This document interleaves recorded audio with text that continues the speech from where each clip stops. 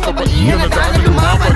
WNBL, WNBL, WNBL, WNBL, WNBL, WNBL. Ito ang liga na bayan, tunay na liga na kababaihan. Hindi pa dadaig sa anumang larangan, handang pakita sa mundo, kayang ipaglaban. Malambot man sa paningin, hindi mapipigilan, handang sumugod at hindi papayag maapakan. Hirap at pagod, di aatrasan, di imposible, positibo na makakamtan. Mga pangarap na kahit mahirap pang hawakan, ito'y kukunin kahit na ito'y suntok sa buwan. Tama diskarte, di papayag, di makaabante. Mga kilos walang pakeme-keme, hawak ang bola lang pa-ate-ate. Sa sarili lang nakadepende, handang sabayan kahit pa kadete. Di pa dadaig, hindi mayayanig, handa pa kita sa mundo, ikay mabibilip. WNBL, WNBL, WNBL, WNBL, WNBL, WNBL. Tuwan liga na bayan, kababaihan na tayo lumaban. WNBL, WNBL, WNBL, WNBL, WNBL, WNBL. Ito ang liga na bayan, tunay na liga na kababaihan. Lakas loob, walang makakapigil, kahit mahirap ang laro, lalong nang gigigil. Kayang tumbasan, kahit napaangasan, babae man tingnan, kahit ano ay sasabayan. May sariling diskarte, kahit babae galawang higante. Buo ang loob, sumabay sa laro, walang imposible. Di papakabog, walang sinuman na magpapataob. Sige lang, sige dahil bola bilog, malakas ang loob, di mapapausog. Tama diskarte, di papayag, di makaabante. Mga kilos walang pakeme-keme, hawak ang bola lang pa-ate-ate. Sa sarili lang nakadepende, handang sabayan kahit pa kadete. Di pa dadaig, hindi mayayanig, handa pa kita sa mundo, ikay mabibilip. WNBL, WNBL, WNBL, WNBL, WNBL, WNBL. Tuwan liga na bayan, kababaihan na tayo lumaban. WNBL, WNBL, WNBL, WNBL, WNBL, WNBL. Ito ang liga na bayan, tunay na liga na kababaihan.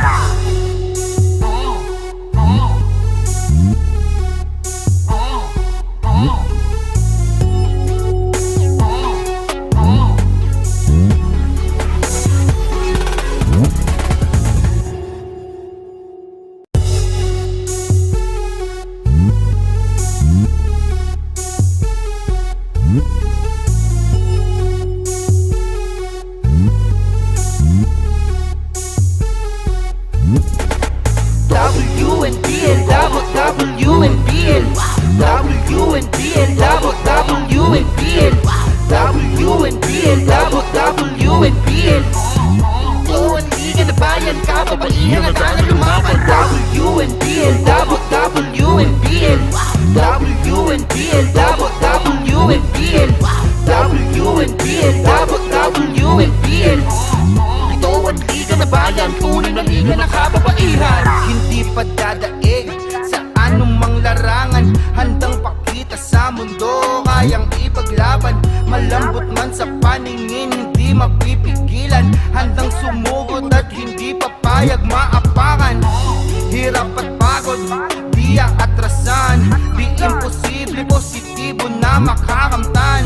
Mga pangarap na kahit mahirap pang hawakan, ito'y kukunin kahit na ito'y suntok sa buwan. Tama diskarte, di papayag, di makaabante. Mga kilos walang pakeme-keme, hawak ang bola lang pa-ate-ate. Sa sarili lang nakadepende, handang sabayan kahit pa kadete. Di pa dadaig, hindi mayayanig, handa pa kita sa mundo, ikay mabibilip.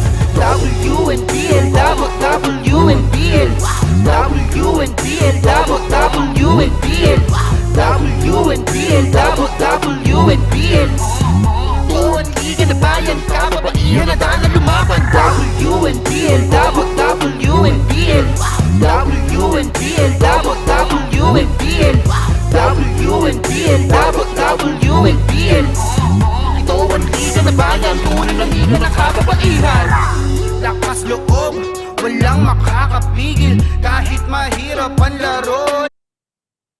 Magandang gabi Pilipinas. Linggo na naman po. Napaangasan ang babae man tingnan kahit Ako po ang inyong lingkod, si Ruben Terrado. Makakasama nyo ngayong gabi and meron naman tayong bisita ngayong gabi.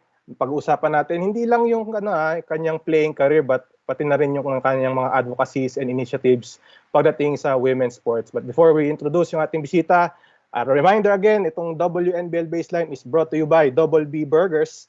At maraming salamat sa inyo. At yun, punta na po kayo sa kanilang mga branches sa C5 Pasig, sa Palatio Pasig, 4th Avenue sa Caloocan, Congressional Avenue sa Quezon City, Bocaue Road sa San Jose del Monte, Bulacan, Pasiano, Laguna, and sa Asia 1, Canlubang, Laguna branch. So punta na po kayo dyan sa Double B Burgers. Visit their Facebook page as well, facebook.com/doublebburgersph. Double B Burgers, the better burgers. And dahil kasama po natin ang Double B Burgers, ay meron tayong, again, trivia question para sa ating mga viewers. No? At kung gusto nyo pong sumalit, alam nyo po ang kasagutan, punta lang po kayo sa ating comment box at ilagay nyo po dun yung inyong sagot. So ito na po ang ating question for tonight.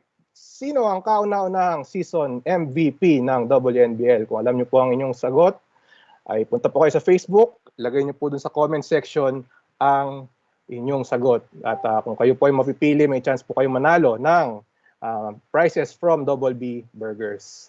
So yun po, at ito, pakilala na natin ang ating bisita, no? And like I mentioned, we expect a fun episode, no? Kasi bukod sa playing career niya, pag-uusapan natin yung mga advocacies niya and projects para sa, yun nga, to uplift yung women's sports dito sa bansa. And aside from that, she played sa Ateneo Lady Eagles, no, in the UAP, and she's also part of the WNBL Execom at siya pa nga ang chairman ng Safeguarding Committee. And siya rin ang one of the founders of Girls Got Game, an organization that aims to empower women through sports. Please welcome our guest for tonight, Miss Krizanne. Krizanne, good evening sa iyo at welcome sa Baseline.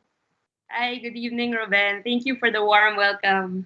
Maraming rin salamat, no? Despite your busy schedule at syempre lahat tayo nagpapahinga on weekends, sinamahan mo kami. Anyway, Krizanne, what's keeping you busy right now sa pandemic? I understand, syempre nag-work ka rin, pero tell us more about what you're doing during these times. During the pandemic, I've been working from home. So I actually work as a full-time trader in Deutsche Bank, Manila. Nice. And apart from that, I also co-founded one of the new multi-sport company called Game On Sports. So we actually started teaching sports online to kids. And sports never stops for me ever since. And that's the ways that I can continue to do so. Mamaya discuss natin yan, no, yung inyong mga projects and advocacies. But first, we all know na part ka ng WNBL Execom, so I understand you're part of the Safeguarding Committee, chairperson ka pa nga. Tell us more, what's the latest, ano ba ang mga latest developments on your committee? Sure, yes. So I'm very honored to be a part of the Execom, invited by Ms. Rosso. I'm really, really happy to be a part of the team, also with awesome and legendary women basketball players in the Philippines. So I currently chair the Safeguarding Committee. So we have to look after the safety in the workplace, on and off the court, not just of the players, but also, don't forget, we have the coaches, the staff, the officials, and this management team. So everyone, basically, what we're trying to do and learn at the same time, since it's a new league, and there's so many things that we need to learn. No? So I'm working with some of the members to create a safeguarding policy. One of the things that we want to do is also to create a safeguarding committee where each and every team will give a safeguarding officer. That way, parang we have someone to report to and someone to cascade to for new initiatives, policies that we want to implement moving forward. And of course, since this is quite new, we had to also consult with some experts. So I've been talking to some of my good friends in the sports industry, since Miss Ada Milby, one of the champions safeguarding, and also si Miss Meggie Ochoa. So here, chairman man ako, it doesn't mean that I know everything. I'm here to learn as well from them, to them, and to help the whole WNBL. Yeah. Of course, si Miss Ada Milby, official na sa rugby, and si Meggie Ochoa, syempre alam naman natin, talagang champion niya sa jiu-jitsu. So it's a good initiative, no, Krizanne? At least may awareness din, not just from the players standpoint, but also yung mga coaches and syempre yung fans with regards to safeguarding, no? Yes, definitely. Very important, especially now in the time of COVID. So these are the things that we have to look after. And then, Krizanne, I understand also na parang si Ma'am Rose, meron siyang gusto ring gawin sa WNBL when it comes to grassroots development. So, tell us more about it, no? Yung mukhang magiging involved ka pagdating sa grassroots. Yeah, so when we started, when WNBL started also, they also consulted with me regarding on how to actually, start out the competition. And being one of the co-founders of Girls Got Game Philippines, and having that experience in almost 5 to 6 years na since when we founded back in 2015. One of the things I really highlighted was that I believe that there should be a way to give back or to pay it forward for women basketball players, for it to grow, and more importantly, to grow grassroots. So I suggested that we should have something like WNBA Cares, but now it's maybe WNBL Cares. That way, female ballers can give back to the sport that they gave so much to them. And at the same time, they get to inspire future ballers in the Philippines. So yeah, hopefully those things down the line will be able to do. I know it's very difficult pa dahil nga pandemic, but we're praying and hoping talaga. I mean, we're excited na dyan sa mga projects na parating, when it comes to grassroots development program, and we're here with Krizanne, chairman ng Safeguarding Committee ng WNBL. Again, meron na remind lang natin, Krizanne, yung mga viewers, meron tayong trivia question, courtesy of Double B Burgers.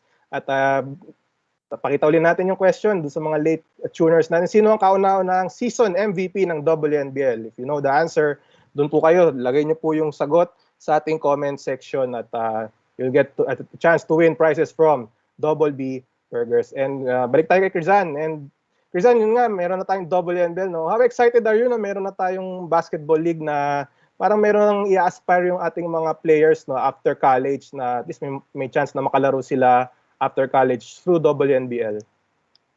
I'm super excited, Ruben. Imagine the news broke out. I was thinking of, man, I wish we had this back when I was, younger. And at the same time, I'm very, very happy because, all the female ballers in the Philippines long to play competitively. And in the Philippines, the only avenue to do so is actually to get into the national team, which, syempre, slots are just limited, So a lot of us who aspire continue to play in weekend and commercial leagues. So the interest is there and it's very, very strong. And I have been playing for around maybe 10 years now in weekend leagues with a very good team. Shout out to Krizanne. Really good friends I've built all through the 10 years that I've been playing with them. So I'm very excited because this is a way to uplift Philippine basketball. College player, people, grade school, high school, all these kids at a very young age look at before na sports, parang, okay, until college lang palang basketball, so maybe I shouldn't pursue it, right? Parang what my career? But now, there's a place where you can actually develop or have a career when it comes to basketball. And it's not just limited to basketball as in playing, but there are different opportunities being opened up by WNBL for people who want to get involved in women's basketball. So yeah, very exciting news yan. So keep posted lagi on the WNBL. Oo nga, very exciting times for women's basketball, Krizanne? Anyway, Krizanne, siyempre, part ka nga ng Safeguarding Committee, but we want to know you better, lalo na yung playing career mo, So we want to know, kailan ka ba nag-start ng basketball? I started when I was young. I just play outside, alam mo yun. So, may hoop lang sa labas, then I just play with my dad. From time to time, so I just learned how to dribble and shoot. And back in my school, long before, basketball wasn't an official sport. Unfortunately, Japan wasn't recognized when it comes to our school. So it was mainly volleyball, yung parang official sport in the school. So there's no varsity for basketball. But when I come second year high school, I heard that there was an unofficial team na basketball. I was like, oh wow, I didn't know. And then when I found that, I really, rushed to join in just to find, like-minded people who love to play basketball. Even if we weren't an official varsity team back then, I just kept playing with them. So I made it to that varsity team, and we pushed for it to become an official varsity team of the school, and finally we were able to do so. And we won a couple of championships. So I played for ICA. That's Mhm. Academy in San Juan. So I played for ICA until fourth year high school. And when I graduated, my head coach back then was si Coach Heidi. Shout out. Uh, Mhm. also part of the Execom. So proud Yeah. to be working alongside her. No? And Mhm. because when in college, I was lucky enough, to get the chance to play with the Ateneo Lady Eagles Mhm. for maybe 1.5 years, and then in my second year, I was a team manager. Ah, wow, okay. Pero I understand di lang basketball ang sport mo, no? I heard you played football as well and pati handball, no? Totoo ba 'yon, Krizanne? Totoo, mahilig tayo Oo. I guess being a multi-sport advocate I mean, ever since, no? When I was young, kasi I like to try different things, discover new Mhm. sports. Basketball was my first love. But I think, my journey in sports kept continuing even past basketball. So I tried something new. Mhm. I tried football with the Metrobank football team. That was fun. Because I'm used to playing with my hands, but now I learned how to, how do you do it with your feet? So I have so Right. much respect for all the football players, definitely. So much discipline when it comes to dribbling without the use of. Mm. And then I also played for the Philippine Amiga national handball team. So back then, I think 2014. So Mhm. that was very interesting and fun. It's like a mix of basketball and Right. football. Mm. So yun, si Coach Jana, yun. Also, I really appreciate yun. The training was very rigorous, and we even had the chance to play beach handball, which I found really challenging. And I Mhm. thought, I had good stamina and core, and it tested me to my limits. Yeah. Going back to basketball, Krizanne, no? Yung Ateneo naman, paano naman nangyari yun? Paano ka napuntang Ateneo? What's the story behind it? Oh, sige. Well, actually, when I was graduating fourth year high school, I also auditioned. I tried out for LaSalle. Ah, okay. And because interestingly, my path I was supposed to be an accounting major. Mm. LaSalle, Okay. to follow my mom's footsteps, who was also an accountant now. But when I got the chance to also, try out for Ateneo and play for Ateneo, parang the first time I stepped into that court, I was like, yeah, I think Ateneo is really for me. So I had to, make a very hard decision and pursue going to basketball with Ateneo and Mhm. taking up BS applied mathematics, major in mathematics Wow. and Mm. finance. Mm. So that's where, and I guess malaking plus because Coach Heidi was there also as one of Mm. the coaches. So I sort of I knew of the system. I knew it was the team for me, meeting the coaches, meeting the fellow players who are now lifelong friends. So Mhm. I made the right decision. Mm. Paano naman yung naging balancing act kumbaga, yung course mo, parang mukhang mahirap, eh. Tama ba? Paano mo nababalanse yun, Krizanne? Oh, it's medyo challenging. Mahaba. Don't worry. Masyado lang maraming word na math. Okay, oo. But I like siguro ever since I was and I guess it just took a lot of discipline, really. Sleeping. Finishing all your homework early, and then waking up very early to go to trainings, and then really going to trainings, but making sure lang yung parang the time that I allot, I compartmentalize them so that Mm. every aspect of what I need to do is finished. How was your typical day? And anong oras ka ba gumigising? And then, anong oras ang training? And then, when do you start classes? Yung usual day for you during your time with Ateneo. Yeah, grabe. Looking at it back then, no, I wake up at mga 5 a.m. Wow. I drive to Ateneo very early to get there by 5:45.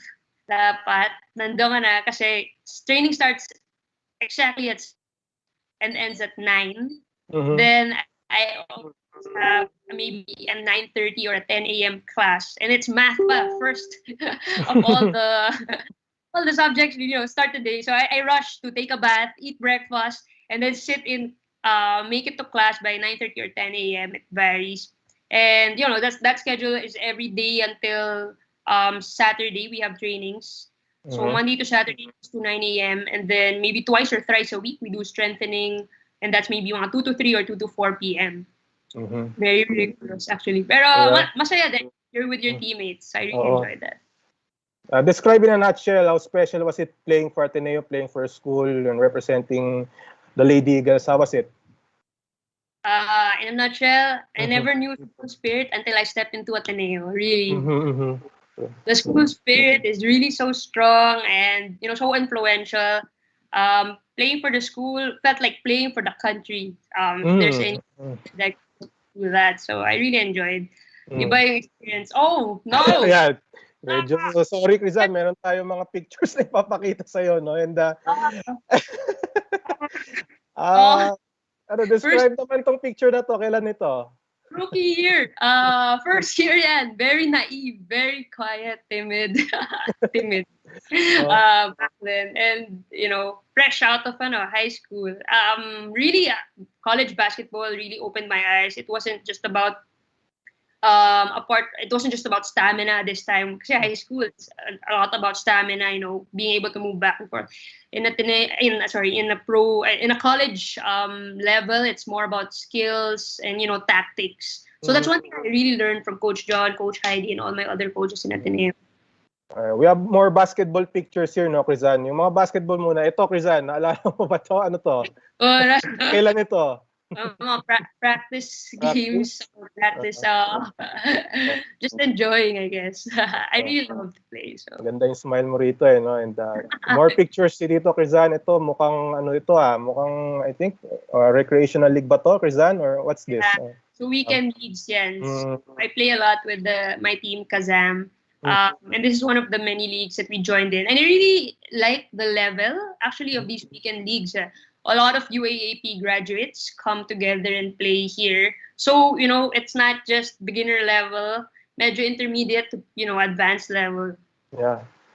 And then, napag-usapan natin kanina, Krizanne, as we see more pictures here, I think mukhang napapangiti ka habang tinitignan mo itong mga pictures na to, no? But we know that you're also involved in other sports. So, pakita natin yung ibang pictures on your other sports, like football. Dan, pakita natin yung parang meron kaming nakita kanina na you're lifting a trophy. Pero ito muna, mukhang masaya ka rito Ano ba to? You're surfing ata, saan ito? Oh, yeah, surfing. So I tried that with some of my friends back then. Well, it's really different. You get stoked when you catch a wave. I think this was 2000, and I cannot remember anymore. Or one of the Lady Eagle advocates, si MG.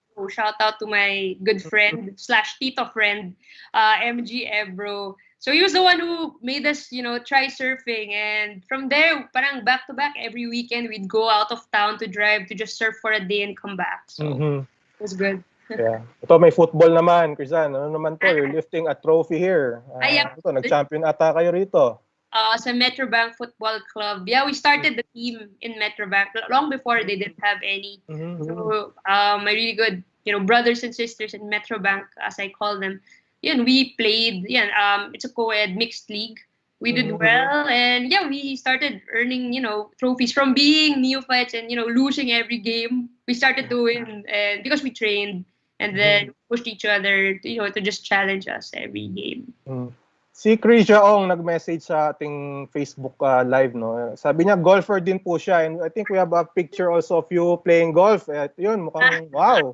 Saan ito, Krizanne? Where is this? I think this is either in Camp Aguinaldo or maybe in Tagaytay. I can't remember. I learned to play golf 2019 because I was so, I guess, challenged or amused by this game because I couldn't understand it before. But when you started to play, parang it gives you a sense of competitiveness within. Kasi you're only as good as your last shot. Right. You can't blame anyone but yourself. And I was really trained well. I was very, very lucky to be trained by a very, very good friend. Asawa ng friend ko, si Coach Benny Lim. Yan. And and he taught me all the fundamentals. It wasn't just and technicals. Right. So ako dati golf, you just hit, no? There's a science behind it, and I have a newfound appreciation for golf because of them. Yeah, I can relate, no? Medyo pandemic golfer tayo, Krizanne, eh. So, naka-break 90 ka na ba? Hindi Break pa. 80? Nakakamiss na nga bumalik ulit eh. Siguro, tama. I'll go back again to the fair. Pero yung score mo, like, nakaka-90 ka or 80? Hindi pa. Hindi pa. Getting there, hopefully. Cross fingers. Okay. We're here with Krizanne, no, WNBL Execom Chairman ng Safeguarding Committee. And balik tayo kay Krizanne mamaya. Puntahan uli natin yung ating question for tonight. Yung sino ang kauna-unang season MVP ng WNBL. If you know the answer, punta po kayo sa ating chat box at lagay niyo po yung sagot. The winner will get prizes from ang ating sponsor, Double B Burgers. Pasalamatan din natin, Krizanne, yung mga nanonood sa atin, no? Marami na tayong mga nagme-message dito, like si Krizia Ong, pa-autograph daw, sabi niya. At si Matthew Lee, ating kaibigan, sa atin. Ateneo legend ka raw, sabi niya. Totoo ba 'yon? Boss Matt, pala dyan. Boss Matthew yan, boss. Si Rachel Lim, nanonood din sa atin. At sabi ni Krizia, lahat ng sports daw, pinakyaw na niya, sabi niya. And of course, si Ma'am Rose, nanonood sa atin. Sinabi niya sa atin, no, you'll be part of the WNBL TV Tales. No? Naku, we're looking forward to it. Sabi niya, mukhang nagulat ka, ha? Pwede. Strength yan. Matututunan pa lang yan, sir. Oo nga. Anyway, Krizanne, punta naman tayo dun sa mga yung other things that it's keeping you busy, your advocacies and your projects. And one of it is yung Girls Got Game. No? You're one of the founders. So tell us more about it. No? What made you decide to form this group and this initiative? Yeah. So I love talking about this. So you have to stop in between if I talk about it. But yeah, I guess graduating as an athlete in Ateneo de Manila, the value of Magis parang it's always been instilled upon me when I graduate, which is the desire to do more or be more. And working as one of the, at that time, very few female traders. So in my career, it's a male-dominated industry.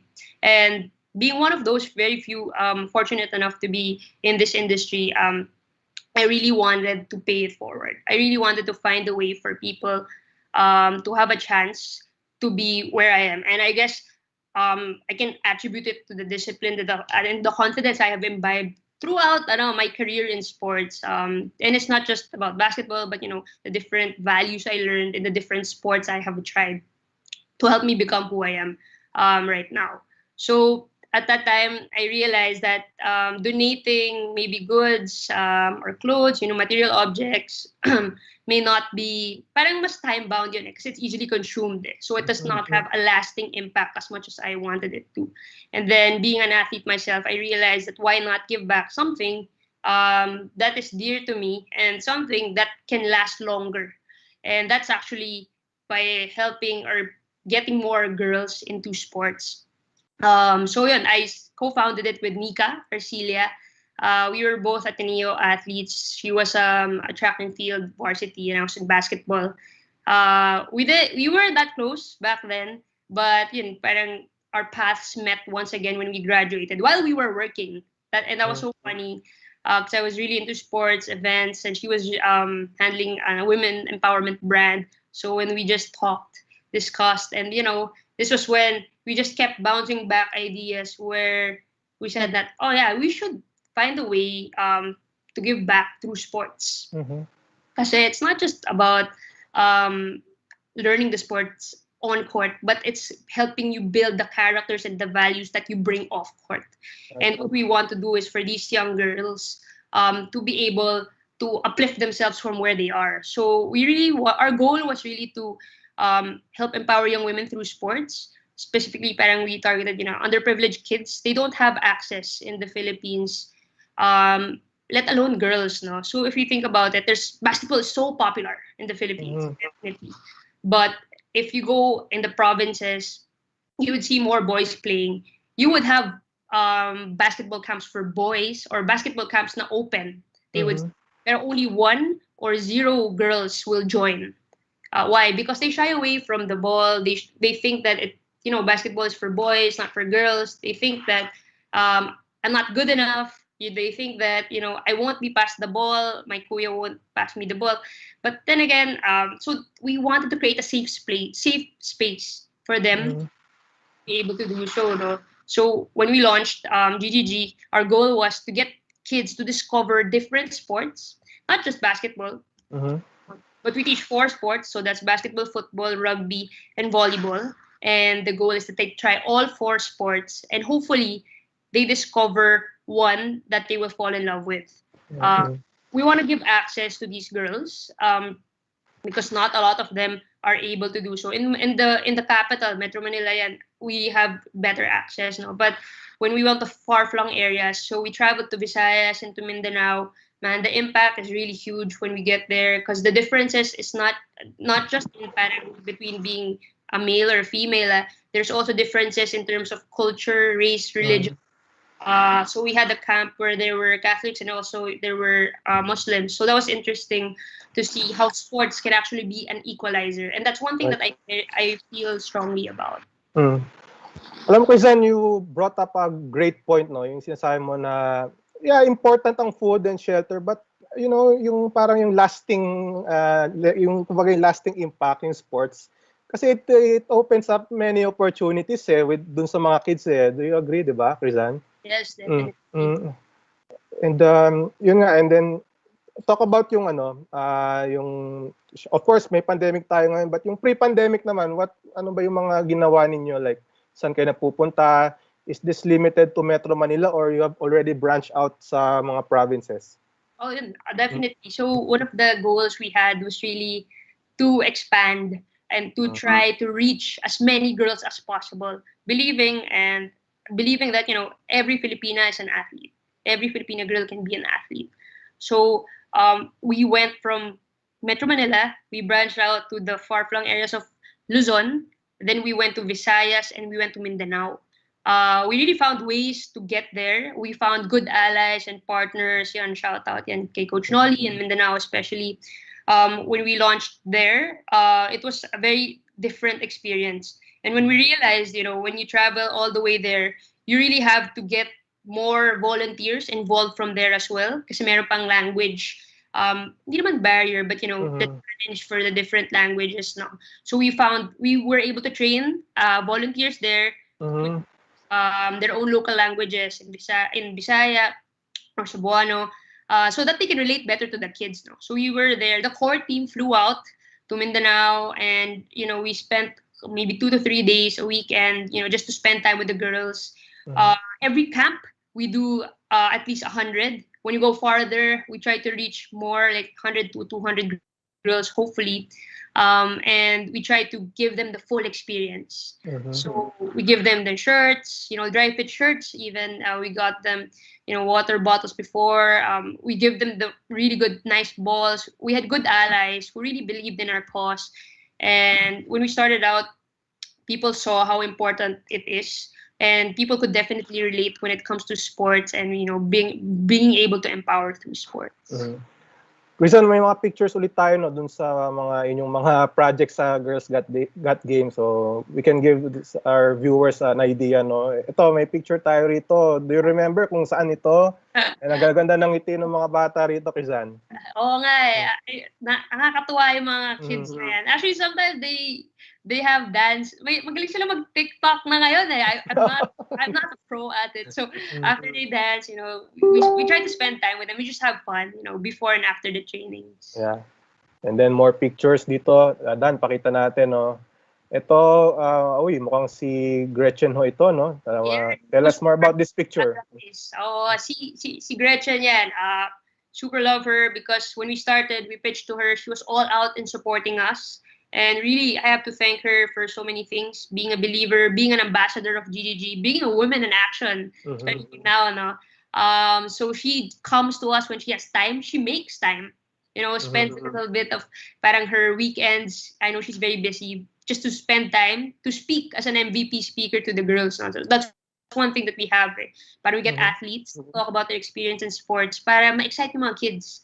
And so Gretchen is one of those in volleyball MVP speakers. And then after that, she trains the kids as well. Okay, nako. We look forward to more projects na sa Girls Got Game. But Krizanne, medyo syempre pandemic, anong klaseng adjustments sa ginagawa nyo with regards to that? Na at least kahit paano, kahit pandemic, tuloy-tuloy pa rin yung inyong pag-reach out sa mga bata. Last year, we launched a couple of really good e-learning series. You have to check them out, please. Follow us on Facebook and Instagram, Girls Got Game, PH. No? We worked with the 4 different athletes wherein we were able to craft, a short module that the kids at home can follow. So right now, we're quite limited because of the pandemic, and we have to follow the EPED rules, no? Bawal ang sports camps, no touch. But we have some exciting things upcoming. I guess I can't fully release them. Tell them right now. But lately, we just actually recently launched a video with Nike. So that's one aspect. So Nike is one of our strong allies right now, and we really, really believe in our cause and are very supportive and helping us push forward. So some exciting things upcoming. Definitely stay tuned in our page. Ako, follow nyo na yan yung sa mga Facebook pages nila, Krizanne. And then Krizanne, I heard also na aside from Girls Got Game, meron na rin kayong Game on Sports, no? Can you tell us more about it? Yung ito namang another initiative of yours na very active ka rin. Sure. I actually co-founded Game on Sports Philippines. So talked about it maybe 2019, but officially launched last year, 2020. So the idea why it started was because GGG is a non-profit organization, and I wanted to find ways to make GGG sustainable in the long run. So right now, of course, we depend on financial sustainability when it comes to that. We depend on donors, sponsors, partners. But I wanted to find ways as early as now to be able to make us, in a way, self-sustaining. So the way to do that, I took my MBA actually in 2017 to 2019, talked to a lot of different people, discussed on what are the things that I can do to help my organization become financially sustainable. And one of the things that they really push for, which is the low-hanging fruit, is to create a for-profit. So the model is like pay to play in that aspect. So I launched this for-profit organization with 2 of my co-founders, which is Leah Kalingasyon and also Danica Kainap. Hi to my partners, who are strong believers also of grassroots in sports. So we started this. We were supposed to launch in Decathlon, who is our major partner for Game on Sports. The difference is actually Game on Sports is now an avenue for kids to discover sports at a very young age. So as you can see, I'm an advocate of multi-sports wherever. And now the idea, it's not just for girls, but for girls and boys, especially at a young age, give them a chance to discover sports. Normally, kasi when we're kids, our parents may lean us towards, you should go basketball, you should go football. But it should be a conversation and an exploration between the parent and the kid. No? So the kid gets to try different sports or multi-sports. And then afterwards, they can talk and then, okay, mom, I think I really want to focus on a specific sport. And that's why in Game on Sports, when we launched 2 things. No? A multi-sport program where you get to learn a sport in every session. And this is actually powered by Milo Home Court Online. So we're partnering with them.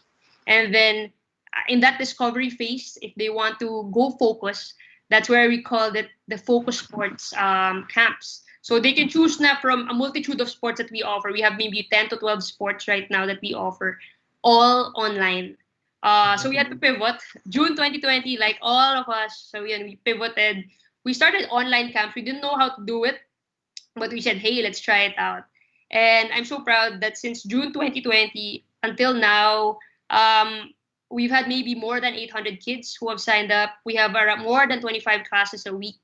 And it's a growing team, being able to, also provide jobs to coaches who have lost their jobs, and also to some people who got pay cut during the pandemic. So we try to a balance between, providing jobs, but at the same time, giving kids a chance that, sports never stops. And also for the parents, we made, our packages really affordable because we don't want cost to be an excuse for parents to not push their kids to play sports. Krizanne, I'm sure ang dami nyo na natulungan no, with your programs and all. But is there one thing na talagang a story that stands out na parang dahil dun sa inyong mga projects and your initiatives, this kid or this girl became so successful in life? Baka may ganun kayong kwento. Could you share it with us, Krizanne? Yeah, sure. My favorite story that I actually only share to people when they ask is what that camp in Maguindanao. That camp, one camp in shucks, I forgot the location. But this girl who we asked to feature, she was a 10-year-old girl. Okay, she was very quiet and timid, and we asked her, "Can we interview you?" Because we had media around, and they just wanted to talk to a girl. And when they came in to ask her, "Why do you play sports?" She cried. So I was so surprised why she cried, and I had to run to her because I thought maybe she was pressured by too many people around her. And then so I was talking to her, and then she told me that she actually told me her answer, but it was just that she was full of emotions at that time. She said that I want to play sports because I want my dad to go home. So, what's on the mind of this kid? Yun pala, this 10-year-old girl, imagine, was thinking that she wants to play sports because her dad is an OFW, so that if she gets to play sports now, she knows she can get a scholarship and then she can get a good job, and then her dad does not need to be an OFW and can just stay home. So imagine that thought process into the head of this 10-year-old kid. It was so surprising, and that was when I realized sports can be really a very very powerful medium for these kids to push themselves and propel themselves forward. So I guess one of my really favorite, the second favorite. Sige, go ahead. Is the one in Mindanao. So I think I shared some pictures before, but next time I'll share more. Sige. This kid's the one with the hijab. Correct me if I'm wrong. Right. We had 20 Maguindanaoan kids who joined our camp in Davao. So they drove 20 something hours just to go to our camp and attend to our camp. And when they were there at first, it was kind of daunting for them because some of the kids there speak a different language. Some of the kids there are actually Catholics, and these kids coming from Maguindanao, it's the first time that they actually stepped out of Maguindanao and into a sports camp. Imagine how daunting that is for these young girls. No? But when they stepped in, we put them in different teams, and then when we started training them, it was just amazing how they, from being so shy and timid, they became so confident in playing, and that they actually became the MVPs of the games. So it was a validation that sports is an equalizer. Whether whether you're a girl, you're a boy, whether whatever religion, language, race you are in, it can help equal level the whole playing field. From then on, I saw the confidence that sports brought to them, and from there I was like, I'm committed to really pushing forward anything to help grow women in sports, especially for the grassroots in the Philippines. Krizanne, grabe yung mga stories mo. Medyo personally, walang biro, medyo goosebumps na grabe. Laki talaga ng naitutulong ng inyong programs, and we wish you all the best in your future na mga projects. No? Ang dami yung natutulungan, and we would like to thank you talaga. Na talagang grabe. Speechless ako, ang dami yung ginagawa, ang dami yung natutulungan. And ito, Krizanne, move on naman tayo, no? With, of course, aside from those, lahat ng mga ginagawa mo, aside from that, part ka rin sa Philippine Olympic Committee, no, sa Women in Sports. So, ayun, could you share with us, ano naman ang role mo doon sa POC? So back then, Miss Cynthia Carrion actually recruited me to become a part of the Women's Sports Commission. So we do programs for the women in sports. I think the most recent one, which is for me the most outstanding as well, is the recently launched Among Us. It's a women sports gathering or conference. So across all NSAs, we gathered maybe around 50 leaders, female leaders from all NSAs, wherein they are grouped and into different teams, so cross-functional teams. And it's not just limited to your sport, but different sports, all NSAs involved. And then from there, they get to pitch a project, and they get to have a grant. So they won a grant of 50,000 from the POC for this project. So that was really amazing. I was one of the lead organizers and facilitators, along with Hila Indigne, Ada Milby, and also Coach Nolly Ayo. It was a very, very good experience. It was done all online, but the work behind it, I have to really say kudos to the POC, also the prod team who really helped out into making this possible, and the FASIs, the women leaders in sports who helped out as well. Krizanne, what did you learn being a part of the POC? I'm sure yung scope mo, I mean yung exposure mo into sports mukhang mas nag-widen with this now being part of the POC. Of course, nung nasa yung other projects mo, basketball, volleyball, but now mas marami ka nang nakikita with regards to Philippine sports, no? Anong natututunan mo being part of this? I think one of the things that I really learned is that women leaders continue and should continue to help each other, and the best way to do so is to learn by supporting each other's projects and events. Now, I think one of the things that we're pushing for POC this year is actually getting establishing a women's commission, and that's amazing if that happens, and I'm sure it will happen, led by Miss Bong Kuno. So helping each other out, especially now more than ever, is so important, because there are different practices that actually some organizations do really well that can be replicated also by other NSAs. No, so keeping the lines of communication open, doing constant storytelling, and gathering through conferences will really, really help women in sports in the Philippines go a long way. And then with the Tokyo Olympics fast approaching, ano bang may maasahan ba tayo with regards to yun nga sa inyong mga committee? Of course, si Hidilyn Diaz is part of the Olympics, and she will again represent going for gold. Kamusta naman in the build-up for the Olympics? Meron din ba kayong iniisip with regards to that? That everything is pending, I think, as of the moment. So at that part, at least we all have to wait and see. Right. Ako, Krizanne, we salute you, no, for lahat ng ginagawa mo. Grabe, you're very busy helping women's sports. And we're down to the final few questions here, no, Krizanne. And speaking of yung women empowerment and all, in your opinion, nasa na ba ang Pilipinas with regards to that, with gender equality and women empowerment? Is it better now, in your opinion, compared to perhaps in the 90s or decades ago? What's your opinion on this? Honestly, in my opinion, I can judge from when we started to where we are now, and I can only speak for GGG's lenses. No? I think it's a lot better. Not saying that we're at the best or at the peak, no, but it's a lot better. We've definitely progressed, that's for sure.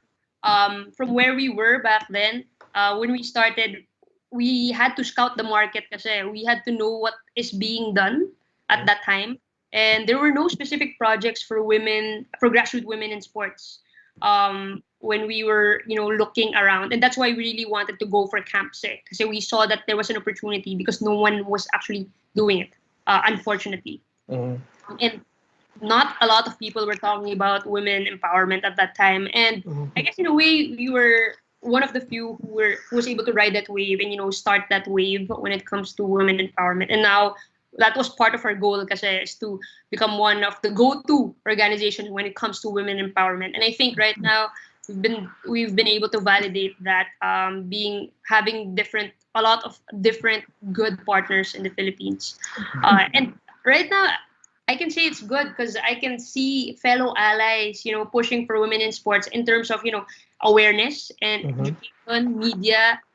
Some of those are, I'd like to, give kudos, to Tiebreaker Times, So She Did, Go Hard Girls, parang all these organizations and more. I may have missed out some, but these girls are doing it really well. I'm so amazed how they really try to build awareness, and that's so key, especially in the time of pandemic where we're all communicating digitally. Mhm. And then with regards to WNBL, paano naman yan mag-fit dun sa yan nga, sa women empowerment and gender equality? Exciting yan, exciting time yan. I think that's the blessing of being in the early stages of WNBL, especially the launch. So we're also excited. There's so many things that we can do for women in sports, and it's a privilege to be a part of the committee, but also a big responsibility on our end, especially being the safeguarding committee. And I can see that just by the launch of WNBL, we've already made one step forward once again when it comes to elevating women's sports. $1 million question, maglalaro ka ba? Pwede. Ako, Krizanne, thank you for joining us in tonight's episode of WNBL Baseline. Alam mo, I would say this is one of the best episodes that we've had dahil grabe ang dami mong shinare, and we look forward to all your projects. And before we go to our next segment, merong chinat sa akin si Ma'am Rose dito na parang sabi niya, and this is breaking news, she's appointing you as an ambassador of the WNBL. So, yun, that's from Ma'am Rose, Montreal. Kakachat lang niya sa akin, and sabi nga niya, i-surprise ka raw. So, yun, congratulations.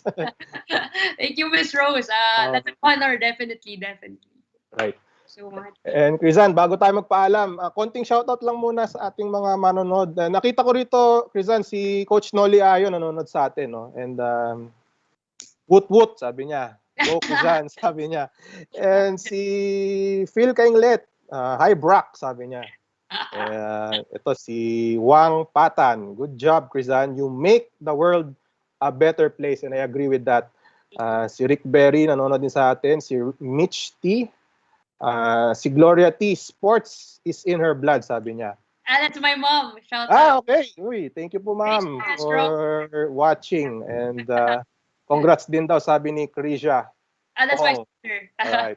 Ako, salamat po sa panonood ng WNBL Baseline. Before we go, Krizanne, let's move on to the most popular segment para kay Ma'am Rose. And this is the hot seat, where we ask some questions na yung iba basketball, yung iba sports, yung iba hindi basketball. So, as much as possible, kung anong unang pumasok sa isip mo, yun ang isagot mo. Are you ready, Krizanne, for the questions? Let's do it, Ruben. Right. First question, MVP or championship? Championship. Okay. Offense or defense? Defense. Basketball, football, or handball? Basketball. Basketball, syempre. Ito, most memorable game in basketball. Most memorable game? Okay, very interesting. Sige. My teammates love this.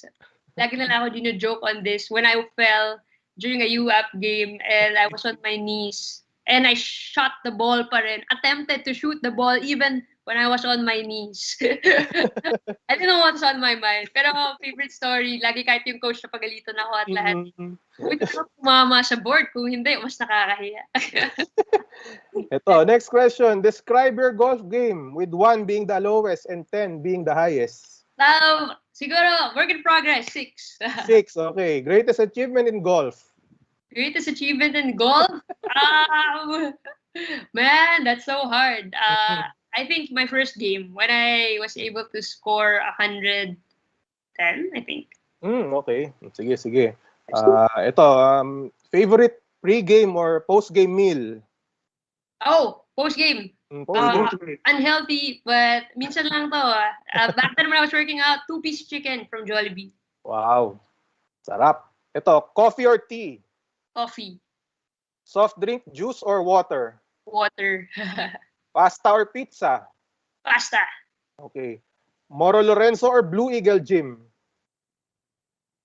Moro Lorenzo. Moro Lorenzo, okay. Kung hindi ka sa Ateneo, saan ka? Kung di ako sa Ateneo, sa Lasal.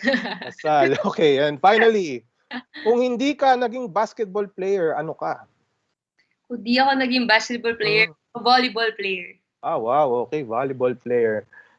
Ladies and gentlemen, Krizanne, our guest for tonight, the WNBL Execom Chairman for Safeguarding Committee, and of course, the founder of Girls Got Game. Madami pa, Women in Sports member of the POC. Nako, we really wish you well, Krizanne, no, sa iyong mga projects. Before we go, it's your opportunity to say hi, say thank you to all your supporters. Go ahead, walang time limit. The floor is yours. So yeah, thank you once again, Ruben, and thank you to the whole WNBL team for having me today. It's an honor to be here, and also it's an honor to be a part of the Execom, especially the Safeguarding Committee in the WNBL. And I'd like to, say hi and thank you to my mom and my sister, who are always there for me, supporting me in every endeavor that I go for. Especially to my partner, si Jackie, who's always with me all the way, pushing me to reach greater limits. I'd like to say kudos to my ever wonderful GGG team, led by Mariana and Jelly and the whole GGG team who really elevated the game of GGG. This marks the 6th year of Girls Got Game, and we are so proud of where it is. And from here, it's just onwards and upwards. Kudos also to all our coaches in Game 1 Sports. Thank you. I'm so proud of you guys. Continue doing what you're doing, elevating, grassroots for the future. Sports doesn't stop, always. And hi to all my friends and families. I hope everyone is keeping safe. I know it's challenging times, but please stay active while at home. Please keep moving. It's so important, and get some vitamin D. Krizanne, we would like to thank you for joining us sa ating episode ng WNBL Baseline. We wish you all the best sa iyong mga projects, sa work mo, sa lahat na. Stay healthy, stay safe, and ingat ka dyan. Hope to see you soon pag medyo okay na tayo lahat dito sa ating pandemic. Thank you so much. Thank you, and that was Ms. Krizanne, again, the WNBL Execom Chairman for Safeguarding Committee and the founder of Girls Got Game. Marami pa. Grabe, nakakabilib itong ating bisita, no? And I was really happy to hear those stories, no.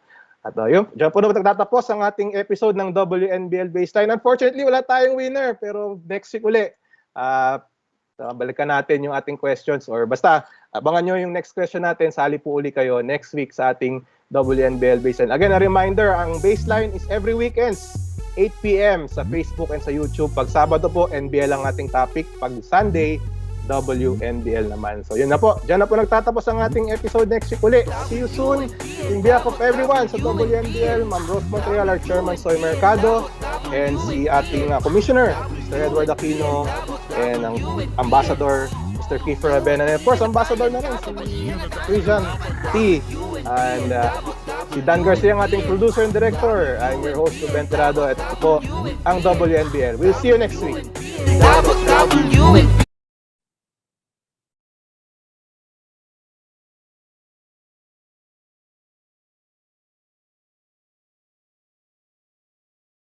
Kayang ipaglaban, malambot man sa paningin, hindi mapipigilan, handang sumugod at hindi papayag